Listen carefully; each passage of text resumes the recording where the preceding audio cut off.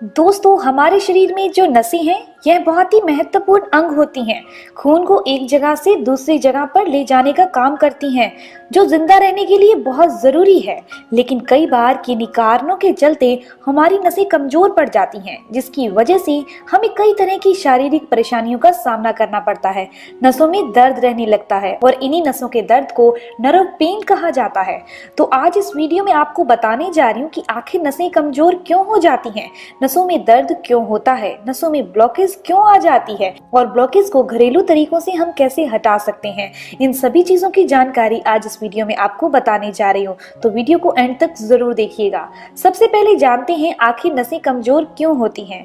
दोस्तों, डायबिटीज की वजह से नसें कमजोर हो सकती हैं। हाई ब्लड प्रेशर या फिर आर्टरीज के अंदर फैट जमा होने के कारण भी नसें कमजोर हो जाती हैं। इसके अलावा अगर किसी तरह का इन्फेक्शन हो जाए तो भी नसें कमजोर हो जाती हैं। कभी कभार शरीर में हार्मोनल इनबैलेंस के कारण भी नसें कमजोर पड़ जाती हैं। शरीर के अंदर किडनी या फिर लीवर अपना सही से काम नहीं करे तब भी नसें कमजोर पड़ जाती हैं, क्योंकि विषैले पदार्थ हमारे शरीर से बाहर नहीं निकल पाते और नसों में जम जाते हैं। अब हम ये जानते हैं कि हमें कैसे पता चलेगा कि हमारे शरीर में नसें कमजोर हो रही हैं। इसके लक्षण क्या होते हैं। नसें कमजोर होने की स्थिति में नसें सुन्न पड़ने लगती हैं। चक्कर आना भी एक संकेत है कि नसें कमजोर हैं, क्योंकि ब्लड सर्कुलेशन अच्छे से नहीं हो पा रहा, जिसकी वजह से आंखों के आगे अंधेरा आने लगता है जब भी हम अचानक से उठते हैं या बैठते हैं। ऐसा लगता है जैसे शरीर में जान है ही नहीं। कमजोरी नसों में बहुत ज्यादा रहती है और दर्द भी रहने लगता है। इसके अलावा शरीर में बहुत पसीना आने लगता है। नसें कमजोर होने की स्थिति में ब्लड प्रेशर बढ़ जाता है। पेट में भी कई सारी बीमारियां होने लगती हैं, जैसे कि अपच, गैस या फिर याददाश्त कमजोर होना, रात को अच्छे से नींद नहीं आना, शरीर में खून की कमी होना, दिल की धड़कन तेज होना भी नसों की कमजोरी के कारण है। दोस्तों, अगर आपकी नसें कमजोर हो गई हैं, दर्द हो रहा है या फिर ब्लॉकेज की समस्या है, तो ऐसा नहीं है कि आप इसका इलाज नहीं कर सकते। सिर्फ अपने खान पान में बदलाव करके कुछ चीजें ऐसी हैं डाइट में शामिल कर लें, हेल्दी लाइफस्टाइल अपनाएं, योगा एक्सरसाइज करें, तो ये सारी समस्याएं आप जड़ से खत्म कर सकते हो। यदि आपके शरीर में किसी भी नस में कमजोरी आ गई है या फिर नस दब गई है या फिर कुछ जगह पर दर्द हो रहा है, तो उस जगह को कभी भी दबाएं नहीं, मरोड़े नहीं। यहाँ सूजन आ चुकी होती है और सूजन वाली जगह पर आप क्या कर सकते हैं, बर्फ या फिर गर्म पानी की सिकाई कर सकते हैं, जिसके द्वारा आपको बहुत आराम भी मिलेगा और वहाँ की सूजन भी दूर हो जाएगी। इसके अलावा आप हल्के हल्के हाथों से मसाज कीजिए। इतना सोचिए कि आपने टाइट हाथों से मसाज नहीं करनी, बस वो जो तेल लगा रहे हो वो आपकी बॉडी के अंदर जाना चाहिए। यदि आपकी नसें रेगुलर दर्द रहती हैं तो आपको व्यायाम जरूर करना चाहिए। इससे नसों को काफी फायदा होता है। इसके लिए कुछ योगासन है, प्राणायाम है, जैसे कि आप भस्त्रिका प्राणायाम कीजिए, नसों के लिए काफी अच्छे होते हैं।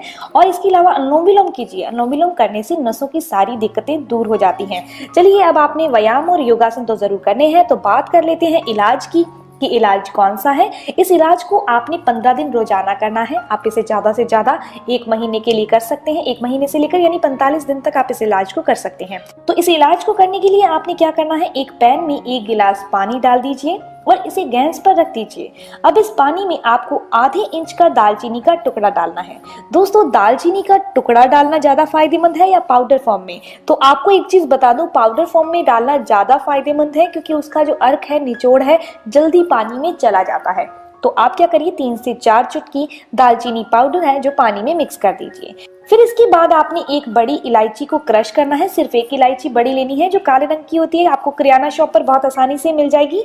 तो आपने क्रश करके इसी पानी में मिक्स कर देनी है। उसके बाद तीसरी चीज जो हम यहाँ ले रहे हैं दोस्तों, वो है 2 लौंग लेने हैं। लौंग होते हैं ना जो, वो लेने हैं आप लोग को। और आपने इन तीनों चीजों को उबाला देना है। जब अच्छे से उबाला आ जाए, थोड़ा सा पानी सूख भी जाए, यानी इन तीनों चीजों का अर्क जो है, रस जो है, वो पानी में जा चुका है। अब आप गैस को बंद कर दीजिए और इसे नॉर्मल टेम्परेचर पर आने दीजिए, यानी ठंडा होने दीजिए, और एक मग में या फिर किसी भी गिलास में छान लीजिए।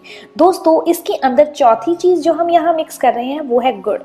आपने सिर्फ आधा चम्मच गुड़, इस जो ड्रिंक तैयार हुआ है, जो ये पीने वाली चीज तैयार हुई है, इसके अंदर मिक्स कर देना है। गुड़ आपने डार्क कलर का लेना है, जो हल्के पीले रंग का गुड़ आता है वो नहीं लेना, आपने डार्क कलर का गुड़ लेना है और सिर्फ आधा चम्मच इसके अंदर मिक्स कर देना है।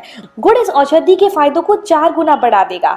इसे पीने के कोई साइड इफेक्ट नहीं है, आपको पावरफुल इफेक्ट्स मिलेंगे। दोस्तों, इस ड्रिंक का सेवन आपको रात को सोने से पहले करना है।